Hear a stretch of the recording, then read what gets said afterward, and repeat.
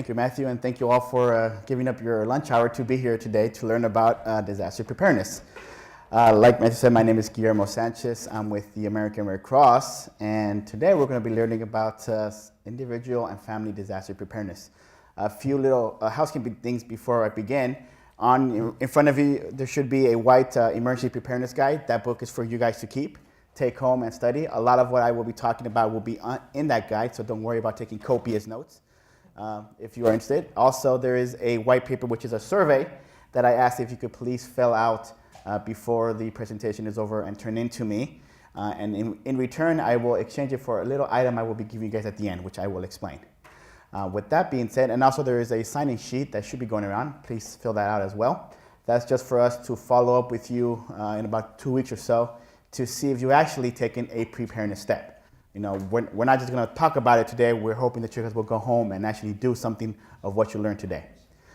With that being said, be Red Cross ready.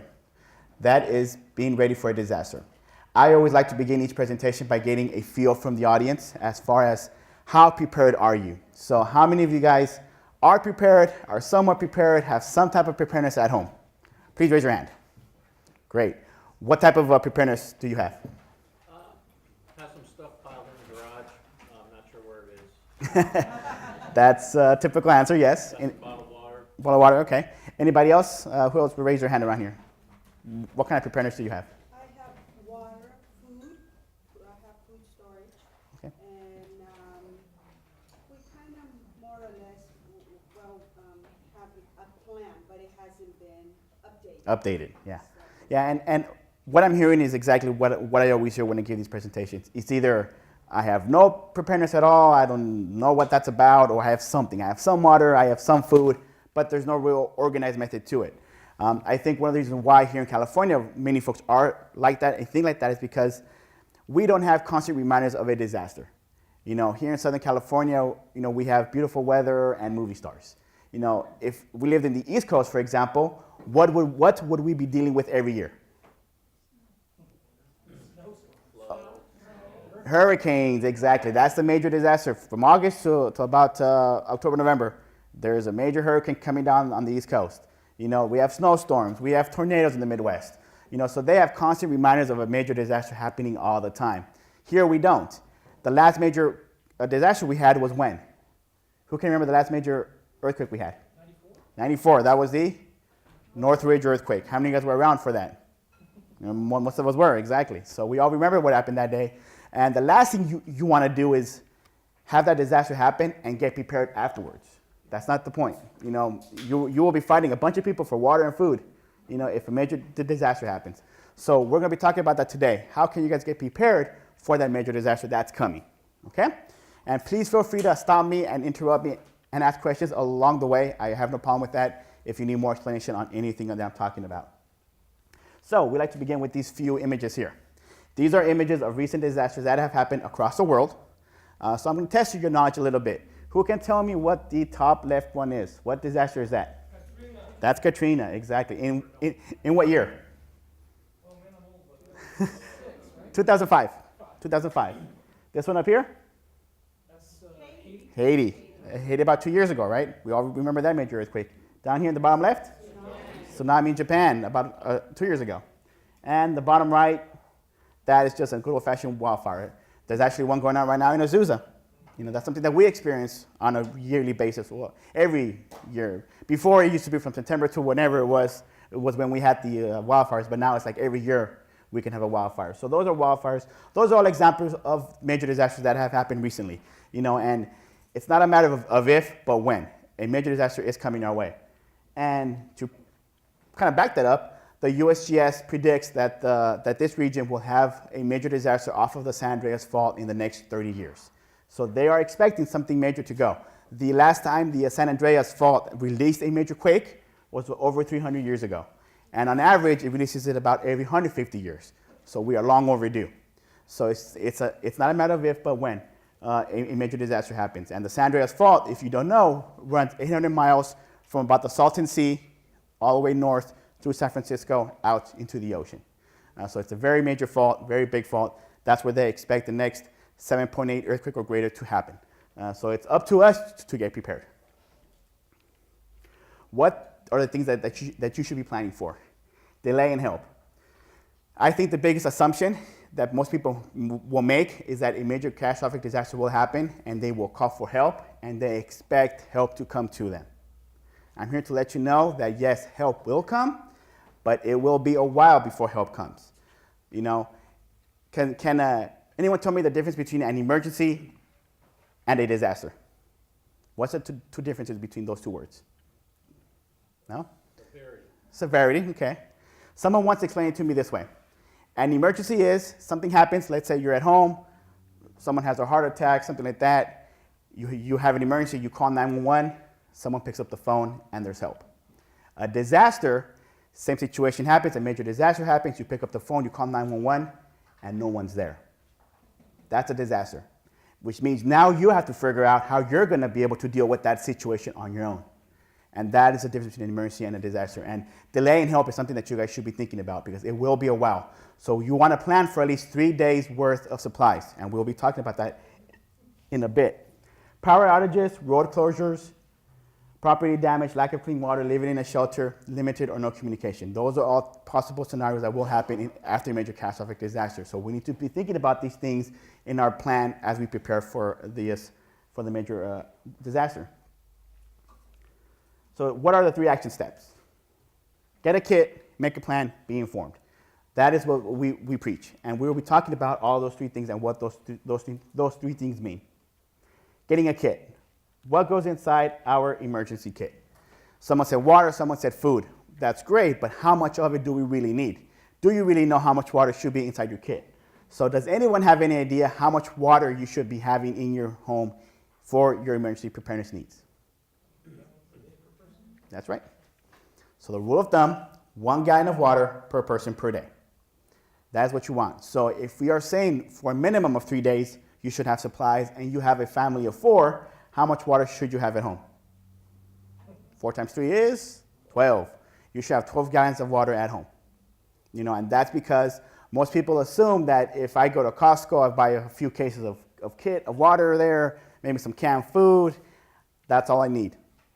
The reality is you have to think about there's 4 of you guys for 3 days with no water. You will get thirsty. You will possibly have to bathe. You will have to cook perhaps. There may be no plumbing, but your gas might be working. You know, you may have a grill and you might be able to use that. You know, you might have pets. You know, there's all these things that you need to think about that if I guarantee you that 24 pack of water is not going to last you 3 days. So that's why you want 1 gallon of water per person per day. Food, you want non-perishable food. And you want a can opener. So if you have canned food, which most of you guys do have canned food at home, I would assume, you know, you can go to your cupboards and start collecting it today. You know, a few cans here, a few cans there for at least 3 days. But if you don't have canned food, you can always have non-perishable food, dried food. You know, a lot of the camping meals that, you know, if you're a camper, you know, that you go to a store like REI or Big Five or Big Five, they sell those dried foods where all you do is you add water and you have a warm meal all of a sudden. You know, those are different alternatives that you can have. The point is that you don't want steak and lobster, you know, in your kit. You definitely want food that will not spoil and that's easy to eat. Whether or not you can cook it, you know, that's up to you. So, you know, if it means that you have to have dry cereal in your mouth for a while, well, then that's all it takes. You know, you want food that will not spoil for at least your 3-day supply. A first aid kit, and this is a very basic first aid kit, nothing fancy, you know, something very basic. We're not expecting you to be triaging or treating major, you know, injuries after a major disaster, but there will be cuts and bruises, there will be some injuries, so you definitely want a first aid kit with you in your kit. A flashlight and radio, and this is either a battery-powered flashlight and radio or an alternatively powered flashlight and radio. I actually would recommend the alternatively powered radio or flashlight, and what that means is either a solar-powered or a crank-powered radio or flashlight. The problem with batteries, they're great, but you know, someone mentioned, you know, I forgot where it's at, or my kit and other good stuff. So if you were to prepare this kit and your batteries are in that kit and you forget where that kit is at, you know, years have passed, those batteries eventually corrode and they die. And you don't want to be using your batteries all of a sudden in an emergency and you go to your kit and you try to get your batteries and you find out, you know what, they don't work because they're corroded. So that's why I would recommend a alternatively powered radio or flashlight, either solar powered or crank powered. Any questions on this slide? No? All right, let's continue on. Tools. We want some basic tools inside your kit, nothing fancy, some work gloves, some safety glasses, maybe a hammer or a screwdriver, something that you can use to, break up some debris if you have to. There will be damage to your home done, so you definitely want to be able to pick up debris and whatnot with work gloves, or break a few windows, or tear down some lumber that may be down. So you want some very basic tools. No jackhammers, nothing fancy, some very basic stuff that you can use in case you do have to use for debris removal. Duct tape and plastic sheeting. Now, why would we want duct tape and plastic sheeting? Any ideas out there? Shelter is one, yeah. Shelter. So, a plastic sheeting can be used as shelter if you cannot go into your home, but you can live in your front yard and you're basically camping in your front yard or your backyard. It can be used as that for shelter. It can also be used for something called sheltering in place. Has anyone ever heard that term? Sheltering in place. Someone has. Can you tell me what that is? Staying home and safe. That's right. Staying home and you're safe. So what that means is there's an order that goes out that you cannot leave your home. You have to stay in your home for some reason. So for example, if there's a chemical emergency and the authorities say, you know what, don't go outside, shelter in place, it means you shelter in your place, which is in your home. You cannot leave. So plastic sheeting, for example, in a chemical type of a situation, can be used to cover your windows, to keep any of the stuff, the bad stuff that's outside from coming in. So that's what that's for. Duct tape is a very useful tool. In a major disaster, there may not be plumbing in your home, for example, but as human beings, we're gonna eat food, and that food comes in, that food's gonna have to exit somehow, right? If the toilets aren't working, what are we gonna do? A good way to make a portable toilet is to have a plastic bag or plastic sheeting and some duct tape. You use a bag for your business, you seal it up with the duct tape, and all of a sudden now you have a portable toilet. And that way you're not trying to dig holes in your backyard, for a toilet as well. Clothing and bedding, you want to have some of that in your kit as well. You will potentially be away from your home if you have to evacuate, depending on the situation. So you want to have some clothing and bedding, especially if you go live in a shelter. You definitely want to have clothing and bedding. I can tell you for sure that a shelter is not the most comfortable place to be. It is not a Ritz-Carlton. You will have a 6-foot cot, a very small blanket, and a pillow, and that's all you get. How comfortable you make that shelter is up to you. That cot is up to you. So that's what we recommend, that you have clothing and bedding as well. How many of you guys take medications? What will happen if you don't have access to your medications? It can be a very dangerous situation for some individuals. High blood pressure, cholesterol, all that good stuff. So if you don't have an extra set of medications, because I know cost can be an issue, I recently learned that some insurance companies will give you what they call a vacation supply of medications.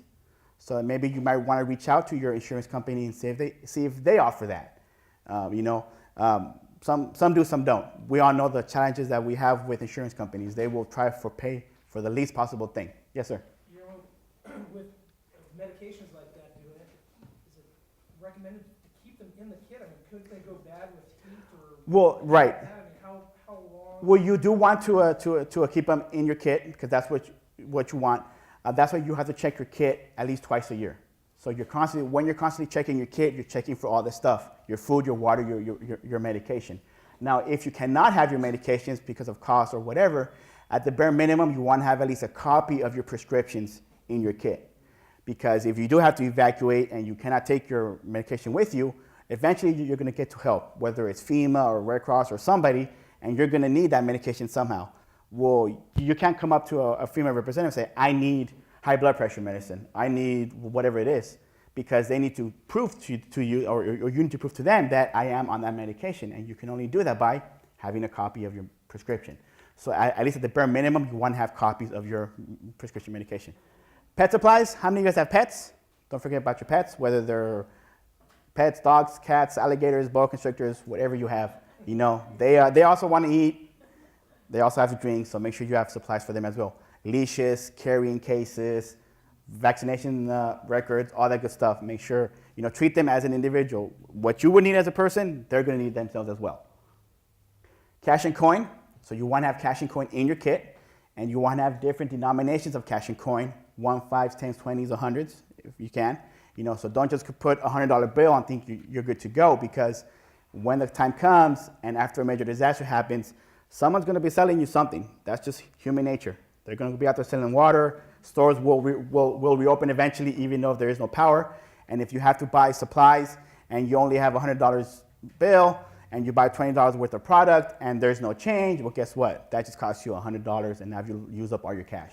So you want to have different denominations of cash and coin all the time with you. Sanitary supplies as well. Toilet paper, toothbrush, shampoos, feminine products, deodorants. Make sure that's in your kit. You want to keep yourself fresh and lively. Nothing helps a person feel alive than feeling clean and cleansed. If you're dirty, musty, and stinky, we kind of get frustrated and upset. You want to keep yourself fresh and clean as much as possible when it's possible. Contact information. How many of you know all the important contact numbers, phone numbers of the important people in your lives by heart? By heart. Nobody, right? That's what I thought. Why is that? Because we have these wonderful devices called cell phones, and we press 5. Hi, Mom, how are you? How's it going? We don't know them by heart. But these cell phones are going to die eventually, and you're going to need to contact somebody to let them know you're okay, whether it's here locally or in another state. You want to write those numbers down on a piece of paper and keep them inside your kit, so that when the time does come, you have it with you. Your cell phone could fly halfway across the room in a major earthquake, and you're not going to be able to find it. So if that's where all your information is, you want to have something in your kit as well. We were talking about kits. Where do you keep this stuff? So there are kind of two options. You can go with a backpack, which is a personal kit, which is what you see here and what's in the book. And this is a backpacker container that's easy to grab and go, has 3 days worth of supplies. That should be updated twice a year. So this is an individual kit. This is for you personally, that you can keep at home, at work, and in your car. So one option can be, for example, if you have a family of 4, each individual family member has a backpack like this, where they keep it, where they know that they can grab it if they have to go in an instant. So it's either in a closet in your home, in a localized place in your house, in your car, your work, wherever that is. It's only meant to be for you as an individual for 3 days. So this is not meant, you're right, to keep 12 gallons, because I don't know about you, but I cannot fit 12 gallons of water in my trunk, but this is meant for the short term, for those 3 days when you need that help until help does come to you. So one option is to have a kit. You can buy a backpack and build it yourself, or you can purchase the entire kit already pre-made, all depending on the person, what their financial resources are. I built my own at home. It took me 3 weeks, because most of what I'm talking about is already in your house. It's already there. It's just a matter of you guys taking the time to go through your house and put it all together. The second option is a family supply kit. This is where you have your 2 weeks worth, your 12 gallons of water, your 50 gallons of water, your big old barrel, your container that has 2 weeks worth of supplies, clothing, hygiene items, toys and games, books and magazines for the kids. Where you keep this, it can vary. I would recommend the garage potentially. Perhaps there's a shed in your backyard that you can use, somewhere inside the home, like a closet that's very sturdy that will be there. Each person's house is different, but you want to have somewhere that's easily accessible. That's the key. Somewhere that's easily accessible, that it's going to be that. So you don't want to have a part of it in the garage, a part of it in the shed, a part of it somewhere else, because you don't want to be running 5 different places to gather all these materials when the earthquake is shaken after the disaster happens. You want it in one place. Where that place is in your home, it's up to you. You know your home better than I do. So some place that you will be able to access it. So for example, if there's a big or giant fence, in my backyard, well, perhaps I don't want to put it next to that concrete fence, because that concrete fence may fall on it. Perhaps there's a shed, or there is a shed next to it, but it's a strong shed that will be able to resist that. Question? So what you're saying is you should put it to the part of the house that's most likely to survive an earthquake. Yeah, closets, for example, like that. Some people have them by their doors, because the backers are by the doors, and if you have to run out of the house once your earthquake is over, you grab it, you're good to go by your front door, and you're done. A house, thankfully here in California, a house is not likely to fall on you. The building codes are such that a home will resist a major earthquake. So that I think most people are afraid that their building is going to fall on them or the house is going to fall on them. Yes, it may tilt or go off the foundation, but it actually collapses on you, like what we saw in Haiti, for example. That's not likely to happen in California because of our building codes. Our houses are built to sway. That's why they're made out of wood and not of mason brick like they are in the East Coast. So they're built to sway with an earthquake. So, don't be afraid that the house is going to fall on you. Of course, I can't guarantee that, but you want to give yourself as much option as you can when you put your kid somewhere. Okay?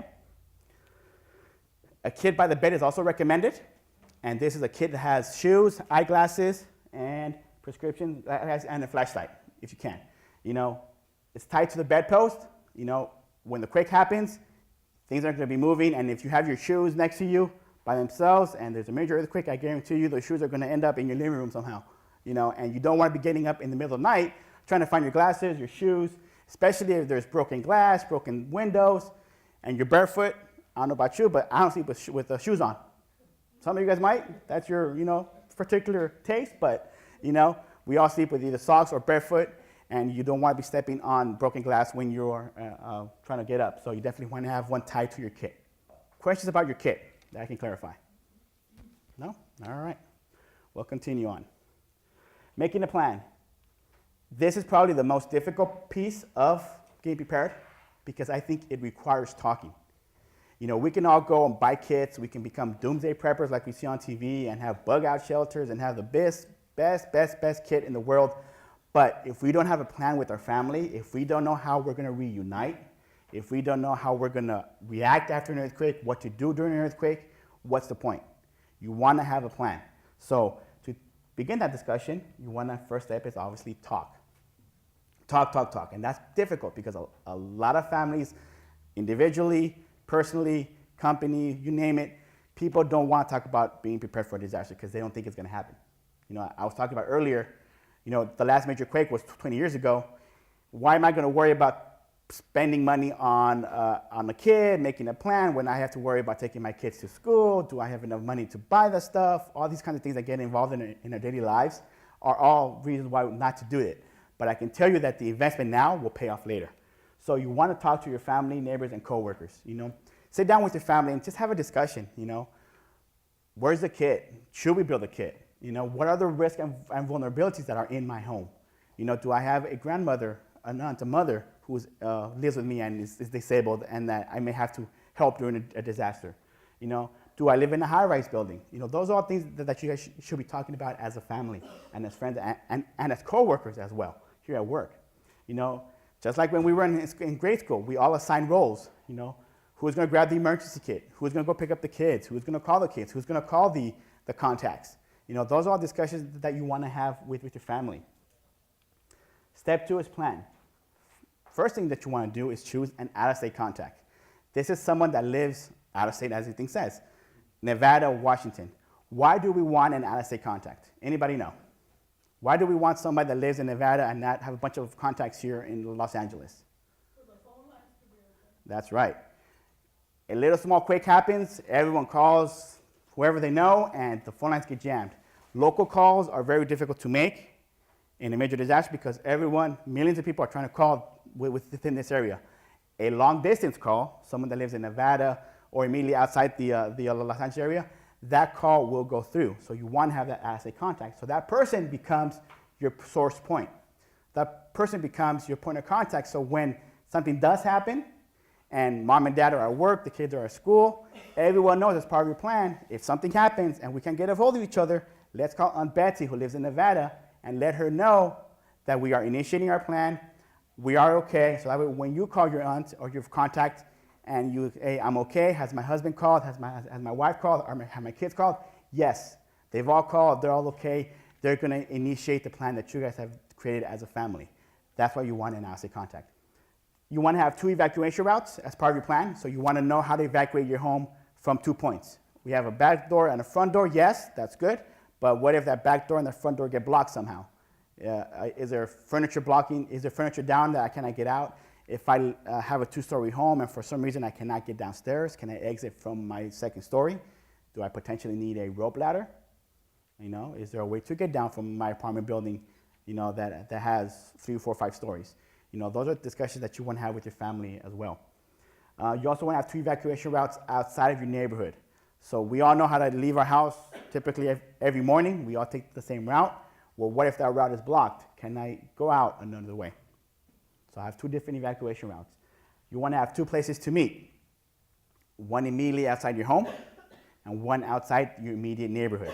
So a potential neighbor's house, the corner store, those could be all places to meet that you guys decide as a family, once a major disaster happens, let's all meet, by the house. Yes, we cannot get to our home, but let's meet at the corner liquor store and we will all reunite there. Or, a place outside the neighborhood, a park, a library, a church, a postal office, something that's away from your home, far enough away from your home that you can meet because you cannot get back to your neighborhood. You found out that you cannot enter your neighborhood because of whatever reason, the disaster has destroyed the neighborhood, there's gas mains leaking all over your neighborhood, and you know that you cannot get back to your neighborhood, well then let's all meet at the local church 6-7 blocks away. And that becomes a point of contact, a point of a meeting place for you as a family as well. Plan for your pets. Again, don't forget about them. They also need to be part of your plan. And consider what to do if you are not at home and a major disaster happens. Do you have somebody in your home, in your neighborhood, a family member that can look on your house if you are vacationing and you know that a major earthquake happens here in California, in the LA area? The third step is practice. This sounds corny, but yes, practice, practice, practice. Just like we did in grade school when we practiced earthquake drills and fire drills, you want to do that as well. So you want to practice what you do during an earthquake. Drop, cover, and hold on, which is what we'll get to in a second. You want to practice what you do during a fire. Crawl low in the smoke, feel for the heat on the door. You want to review your supplies twice a year. Now, what do we do twice a year as a regular basis every year? We know we're doing this in the fall and in the spring. Change the time. Change the time is a perfect way to practice your drill, check your supply kit. It's a routine we do already every year. Just add another thing. Test your smoke detectors as well. That's something that you should be trying as well to do. And this whole class was set up for the shakeout. The shakeout is coming up on October 17th at 10:17 a.m. If you guys don't know what that is, the Great California Shakeout is the largest earthquake drill in the world. Last number I saw, over 7 million people have signed up for the shakeout. And basically, at the bare minimum, all you do at 10:17 a.m., you practice drop, cover, and hold on. Whether you're at home or at work, you do an earthquake drill. That's all the bare minimum. There's more to it if you want to do it as a family, as a company, but at the bare minimum, you can sign up and go to shakeout.org and register as an individual to practice this drill, and it'll guide you through what you need to do. So the next step is being informed, and this is just knowledge, just knowing what to do in case of a major disaster. So knowing how to respond. So knowing that we are at risk for earthquakes, obviously, home fires, flooding, wildfires, pandemic flus. Does anyone know what a pandemic flu is? That is a severe case of the flu, basically. A few years ago we had the swine flu. That's an example of the pandemic flu, a new virus of the flu that we haven't been vaccinated for that has been released. And it's much more severe than the annual regular flu. So those are pandemic flus, can happen, and they have happened, and they will happen again. Tsunamis, not so much here in Downey, thankfully, but if you have family members on the coast, Long Beach, wherever they may be, you want to think about that as well. Heat waves. We've experienced a heat wave a few weeks ago. Those are major, that's a disaster that can happen too. And chemical emergencies, if you happen to live by a refinery, a chemical plant, put that in mind as well as part of your plan as well. What am I going to do if that chemical emergency happens near me? Radio stations, being informed. How many of you guys know of KNX 1070 and K5640 AM? Good. Those are news stations all the time. These radio stations will be pushing out information about a disaster when it happens. Through the Red Cross, we will be using this information, FEMA, any local agency. You want to know these stations and you want to know how to get to them so that you can get information, because that's where they will be coming from. Reverse 911. Has anyone ever heard of that? Yeah? Nobody knows what reverse 911 is? A few people? Good. What does reverse 911 mean? Well, we all know what 911 is, right? We call 911, help comes to us. Police, fire, all that good stuff. Reverse 911 is the reverse of that. It's using the 911 system, a local county government, city government, whoever, a local authority uses the 911 system to contact you to let you know that you have to evacuate your neighborhood, for example, because there's been a chemical emergency. It's a mass communication alert. Yeah, it's a mass alert system. So the Amber Alert works with the freeways. trying to get a big message across. Some people got called on their phone. Yeah, So that would be the similar situation, yes. and it would make that noise? Not on your cell phone. So the way 911 works, the reverse 911 works, it only works with landlines. It only works with your typical landline at your house. So if you have good old-fashioned phone service, you don't have to worry about it. You're in the database. If something happens in your immediate neighborhood, they will contact you and you're good to go. If you want to get an alert to your cell phone or via email, you have to register at alert.lacounty.gov. Otherwise, it's not going to happen. Now, if you happen to have a VoIP system or VoIP phone, Voice over Internet Protocol, does anyone know what that is? That's also known as Vonage, Uverse, Fios. All those systems are Voice over Internet Protocol. Those are phone lines that use the internet to connect to a phone service. Those are not connected directly to the 911 system. So if you have one of those services, you also would like to register your phone number as well. Yeah, so this is for a county, for here in Los Angeles. Orange County, I believe it's called Alert OC. So they have their own system of this. So yes, and I would definitely encourage that because you could be at home and something could happen in your house and you want to get notified of that situation. So if you live in different counties, find out if your county has some kind of mass alert system that you can sign up for. Yeah, if you have a landline, you're good to go. You don't have to worry about anything. It's when you have either a cell phone or an email you want to get signed up for, or if you have a VoIP phone like a Vonage, Uverse, Fios system, then that's when you want to register your phones. Safe and Well at redcross.org/safeandwell is an American Red Cross website. This is the website that we encourage people who have been evacuated to go to let their families know that you are okay. So if you are ever evacuated, the Red Cross will be pushing this website itself, and you yourself can say, I am safe and well, and we will let families know, come to the website and search for your family members to make sure that you guys are okay. Conduct a hazard hunt. What that means is you want to go to your house and find out what hazards are in your home. So what things may fall and break? Do I have, for example, a big furniture piece by my bed, by my door? Is there a refrigerator by my back door? Do I have to bolt down those things to my door, to my walls, I'm sorry. How many of you guys know where your water, gas, and electrical meters are at in your home? How many of you guys know how to turn them off? That's a different thing, right? Knowing where it's at and knowing how to turn it off are two different things. When do we turn off the gas meter? After an earthquake. Let's say a major earthquake happens, how do we know if we have to turn it off? Never always. Never always. You only turn off the gas if you smell it, or you hear it, or you see that the dial on the meter spin out of control.